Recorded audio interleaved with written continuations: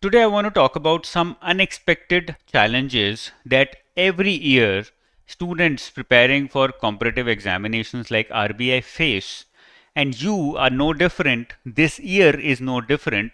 Therefore, you're going to face these challenges this year as well. इस साल भी बहुत सारे स्टूडेंट्स जो आरबीआई जैसे कॉम्पिटिटिव एग्जाम्स की तैयारी कर रहे हैं, they are going to face certain unexpected challenges. I know that these challenges or some of these challenges are going to pop up, and a lot of students will break apart in these challenges, will not be able to take these challenges head on, will break apart, will burn out, or will give up in the middle of these challenges. But if you know in advance that you might face these challenges, then how is it good? How is it advantageous? It is good and advantageous because when you already know in advance, then your mind is prepared because you already know that this might happen. So when it actually happens, you're not in shock. And at the same time, if you know in advance that this might happen, you might also end up creating strategies as to how do you want to deal with this situation if it comes up. If the notification gets delayed, how will I deal with it? If I feel burnt out in the middle of my prep, how will I deal with it? N number of such questions, N number of such answers you can create, solutions you can create in advance. When you do that, automatically you will feel more in control of your prep, of your life. So let's start with some unexpected challenges that you are going to face. So I would want all the students to be prepared, because if you're prepared in advance, you can deal with them better. The first one is notification delay. We all know that the notification is already in the pipeline, but nobody knows right now when will it come. There's a lot of speculation around, and it happens every year. It's not new. This is not for the first time that this is happening. It happens every year. It's going to keep happening year after year. And the best way to get rid of it, the best way to deal with this challenge is to accept that there might be a delay and then to prepare in advance. What am I going to do if there is a delay? What am I going to do right now, knowing that we might already be living in a notification delay stage? The notification probably should have come by March or April. It's already May, June is coming up. So we are already probably living in notification delay. How do I use this time? How do I make sure that I'm ahead of my competition because I'm using this time more efficiently, more productively than the others out there? So notification delay is the first and the most prominent unexpected challenge that students face preparing for RBI SEBI NABARD examinations. And the best way that you can be prepared for it is to accept it, that it happens every year, it's not new. And how do I use my time to make sure that I can compete better, that I can be better in my prep than my competition. The second major challenge that students are expected to face this year, it's a good challenge, it's a good unexpected challenge, but I still want to talk about it because not all things are negative and sad. 2 notifications for RBI Grade B and Grade A. Not one notification, not a combined notification, but 2 different exams. That is also a challenge because then you have to prepare for these exams twice, then you have to give these exams twice, then you have to go through the entire cycle of Grade A and Grade B, not once but twice. It's a good challenge because then you have 2 opportunities of clearing the exam. If one goes bad, you've learned something from it. You can apply those learnings in the second one and probably you will be able to perform better. It also gives you 2 chances. You might be able to get through both Grade A and Grade B. Some people have done that in the past as well, when both these exams used to happen in RBI, SEBI and NABARD exams. So this might be an unexpected challenge, and I want the students watching this to be prepared for it in advance, to spend about 30 minutes of your time, think about it, write down as to how will you deal with it if this challenge comes up, and then to keep it aside and take it out only if this unexpected challenge actually comes up in 2025. Okay. The third unexpected challenge is syllabus change in Grade A. Now we are not expecting a major change in the syllabus, but what if that happens? What if along with economics, finance, management. We right now have economic and social issues. What if microeconomics also comes up? What if core monetary economics also becomes a part of the syllabus? What if public policy or public finance, not public policy, public finance also becomes a part of the syllabus? It might happen. Now, you can't do anything about it till the time the syllabus comes out, but this will be a very difficult challenge to face and to deal with if it comes up. Therefore, I want all of you who are watching this right now to accept it, that it might happen, and I have to make sure that I have a plan in place beforehand as to how am I going to deal with it when it actually, or if it actually happens. Okay. The fourth unexpected challenge that you might face is that RBI and NABARD might happen or take place in the same month. This is very much expected. Why? Not unexpected, but expected. Why? Because normally NABARD is more stable as an examination. The notification comes out somewhere in July or August. The exam happens in September, October, the phase 1, and then after a month, phase 2, and the cycle goes on. And because we've not yet received anything about RBI and we are expecting something to come up in June or July, there are high chances that these two exams might happen in the same month, both phase 1 and phase 2, or any one of them. If that happens, you have to be prepared as to how are you going to deal with these two exams if you're preparing for both the exams. And therefore, I want you to accept it and then to at least have a plan as to how are you going to deal with it the last month, the month of the examination, how are you going to deal with both the exams together. The fifth challenge that you might face or you might already be facing is that you have studied everything but cannot write. Now this is, I call this an unexpected challenge because we don't want to believe it. We don't want to tell ourselves that this might happen, that I might have studied everything and then even then I will not be able to write. We don't want to accept it. It's too much. It's too difficult to accept it. And therefore, we just keep it aside, brush it aside, and keep studying. But this is a very much unexpected challenge that you might face. How to be prepared for it? It's very simple. Every week, start writing. My own enrolled students, every week we write a complete test. We have been doing it for the past 2 to 3 months, and the results are amazing. They're beautiful. Students who could not write at all in the first test now write like pros. And I just don't believe the amount of the kind of change that I'm seeing in the same students' write-ups just in a matter of 2 to 3 months. Therefore, the best way to get out of this challenge, you don't want to be facing this challenge, is to, along with studying, start writing. Okay. The next challenge that you might face is you have studied hard but the wrong things, and this happens because of wrong guidance.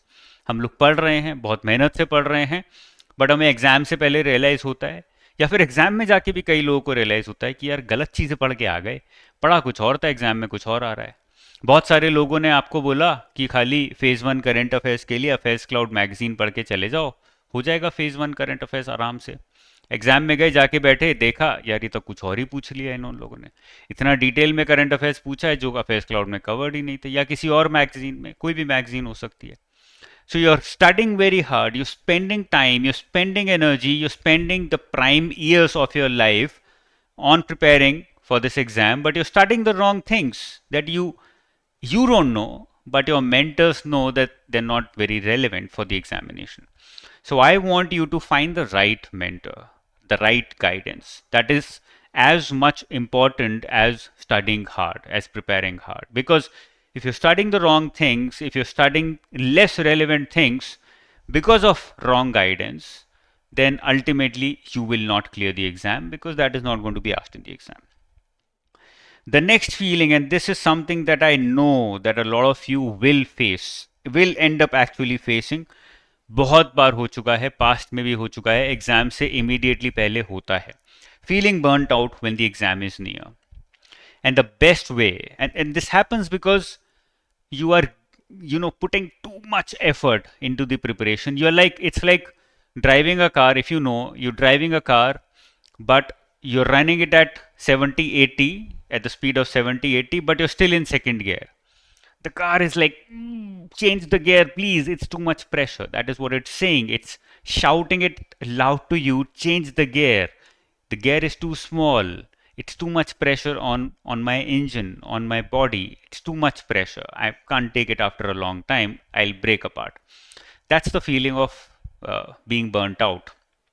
If you're not facing it now, you will and you might face it immediately before the examination, and I want you to be prepared. But how do you be prepared for it? It's very simple. Every week, or if not every week, at least once in every 15 days, take 1 or 2 days off. And when you're taking it off, then don't do anything at that time period.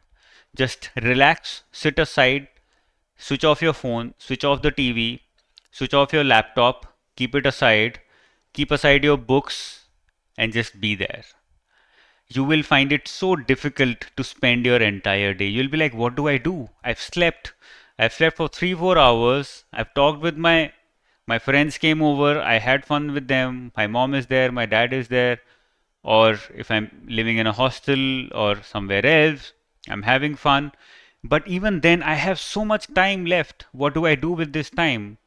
And that is when you will realize that your mind is now relaxing. Your mind is first in an anxious anxiety zone because it wants to keep doing something, but after a while, it'll start relaxing. It'll start understanding the importance of having free time. तो वो जो pressure है वो आपने release कर दिया उस time पे. You have to release that pressure. That is the best way to release it. It's like switching off your car and be like okay chill, थोड़ा रिलैक्स करो, ठंडा करते हैं, पानी डालते हैं आपके इंजन में और फिर ढंग से चलाते हैं इसको. It's similar to that. Okay, so do that so that you don't feel burned out, especially when the exam is near. Do it often and do it the right way. Only then you will actually not get burnt out. The next one, the eighth unexpected challenge that you might face is unproductive hours have taken over. I talked about this in another session as well. We have a lot of time in our hands, but we are not using it well. हम लोग बहुत unproductive तरीके से अपने घंटों को, अपने time को यूज करते हैं या मिसयूज करते हैं.